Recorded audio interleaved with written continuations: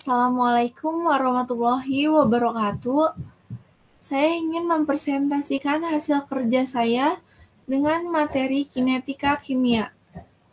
Sebelumnya, saya ingin memperkenalkan diri saya, yaitu perkenalkan, nama saya Dela Yulianti Pratiwi dengan NIM 3333210006, kelas B dari jurusan Teknik Industri. Saya ingin menjelaskan pengertian laju reaksi. Pengertian laju reaksi yaitu perubahan konsentrasi reaktan atau produk terhadap waktu molar per second. Nah, di sini ada laju rata-rata. Misalnya, ada reaksi A menjadi B. Untuk laju reaksi A yaitu dirumuskan sebagai min delta A per delta T, atau perubahan konsentrasi A dalam selang waktu delta T. Selanjutnya, untuk laju reaksi B dirumuskan sebagai delta B per delta T, atau perubahan konsentrasi B dalam selang waktu delta T. Mengapa nilai A bernilai negatif? Karena A sebagai reaktan akan mengalami penurunan atau pengurangannya konsentrasi, karena dari A akan terbentuknya menjadi B. Sedangkan B di sini adalah bernilai positif, tapi tidak harus ditulis positif. Nilai negatif dan positif menunjukkan bahwa apakah zat tersebut reaktan atau produk.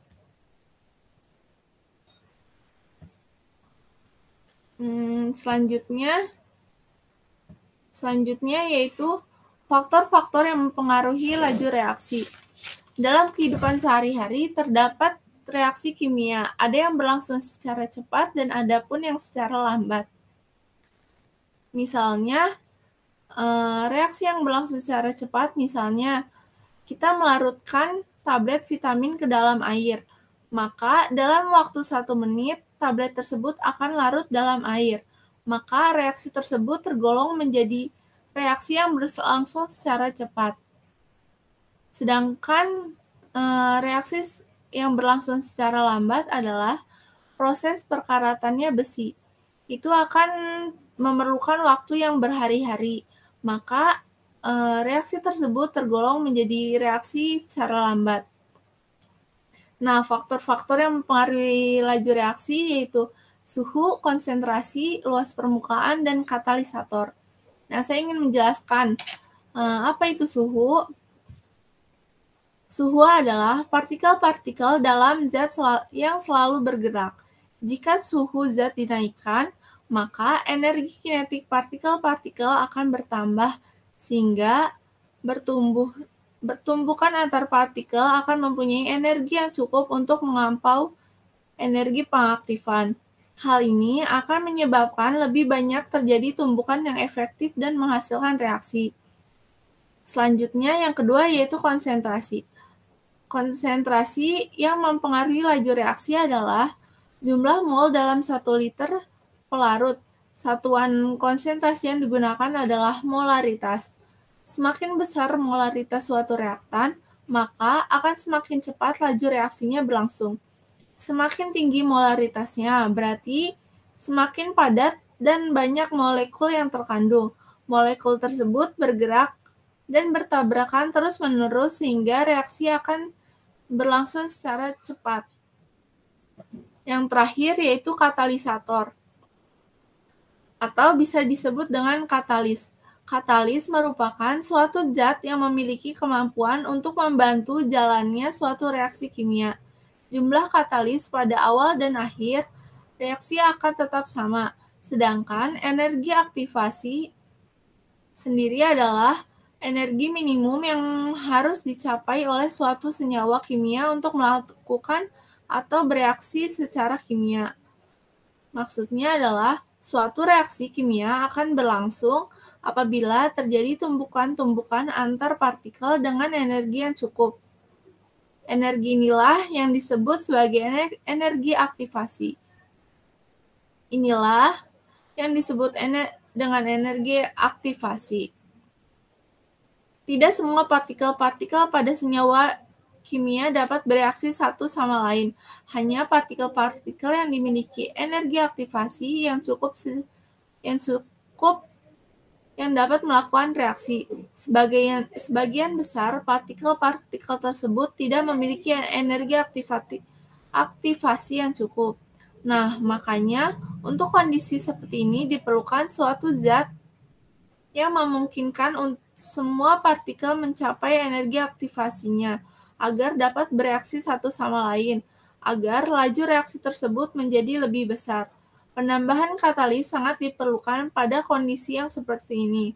Penambahan katalis memberikan perubahan yang berarti pada suatu energi aktivasi. Selanjutnya yaitu sifat reaktan. Agar reaksi dapat terjadi, harus terdapat tumbukan antar molekul pada sisi aktif molekul. Semakin besar dan kompleks molekul reaktan, semakin kecil pula kesempatan terjadinya tumbukan di sisi aktif. Kadang-kadang, pada molekul yang sangat kompleks, sisi aktifnya seluruhnya tertutup oleh bagian lain dari molekul, sehingga tidak terjadi reaksi. Secara umum, laju reaksi akan lebih lambat bila reaktannya berupa molekul yang besar dan kompleks, atau bongkahan maupun lempengan. Laju reaksi akan lebih cepat bila reaksinya berupa serbuk dengan luas permukaan kontak yang besar. Semakin luas permukaan untuk dapat terjadi tumbukan, semakin cepat reaksinya. Selanjutnya yaitu hukum laju reaksi. Hubungan laju reaksi dengan konstanta laju dan pangkat dari konsentrasi reaktan.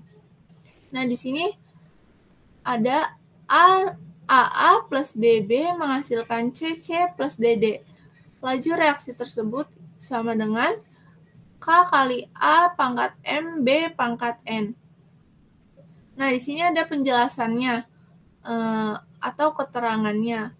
Lambang A dan B yaitu konsentrasi molar, sedangkan A, B, C, D, E adalah koefisien reaksi. Dan pangkat M dan N yaitu angka bulat yang kecil dan dinamakan orde reaksi. Untuk nilai M maupun N tidak sama dengan koefisien reaksi A dan B. Bila M1,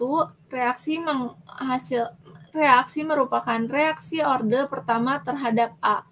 Bila N2, reaksi tersebut merupakan reaksi orde kedua terhadap B. Total jumlah pangkat M plus N adalah orde reaksi total. Sedangkan faktor K yaitu tetapan laju. Laju reaksi biasanya dinyatakan dalam satuan mol liter satuan waktu. Selanjutnya di sini ada hukum laju reaksi dan dapat digunakan untuk yang pertama ada menghitung laju suatu reaksi melalui data konstanta laju reaksi dan konsentrasi reaktan.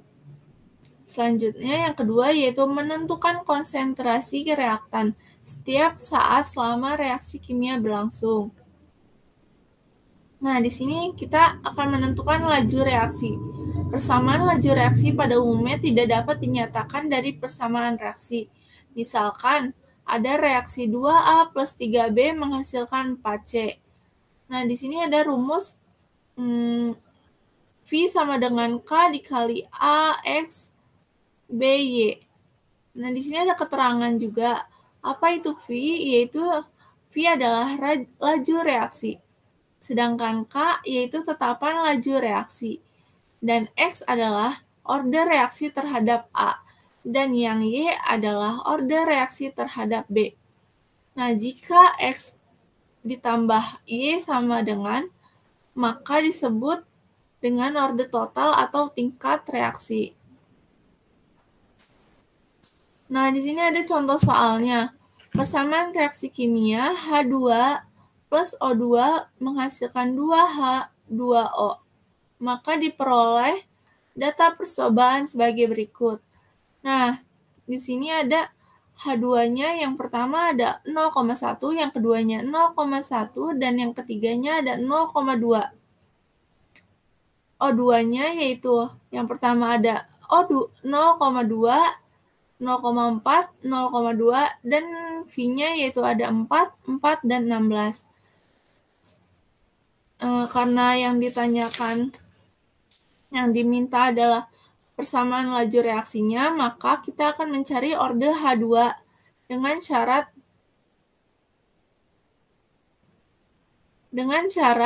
data O2 atau tetap. Nah, karena di sini dicarinya tetap, karena O2-nya di sini 0,2 dan 0,2, jadi kita akan mengambil dengan H2, yaitu 0,1 dan 0,2. Kita masukkan di sini 0,1 dan 0,2. Dan kita masukkan juga V-nya yaitu 4 dan 16.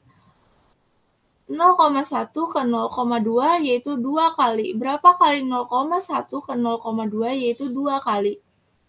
Berapa kali 4 ke 16 yaitu 4 kali.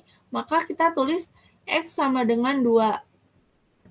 Selanjutnya kita akan mencari orde O2 dengan syarat data H2 tetap. Nah, sama kayak seperti tadi, yaitu kita masukkan 0,2 dan 0,4, Pi 4, kita masukkan V-nya 4 dan 4. 0,2 ke 0,4 berapa kali? Kita tulis 2, karena yang tadi X, maka kita akan tulis di sini Y. Berapa kali 4 ke 4? Yaitu 1 kali. Maka Y sama dengan 0. Jadi, persamaan laju reaksinya adalah karena X-nya sama dengan 0, maka kita tulis V sama dengan K H2 pangkat 2. Karena 0,2 sama dengan 0, maka tidak usah ditulis. Jika ditanyakan berapakah orde totalnya, maka kita tulis 2 ditambah 0 sama dengan 2. Maka termasuk tingkat reaksi kedua. Terima kasih. Segitu saja, kurang lebihnya mohon maaf. Wabillahi taufiq wal hidayah. Wassalamualaikum warahmatullahi wabarakatuh.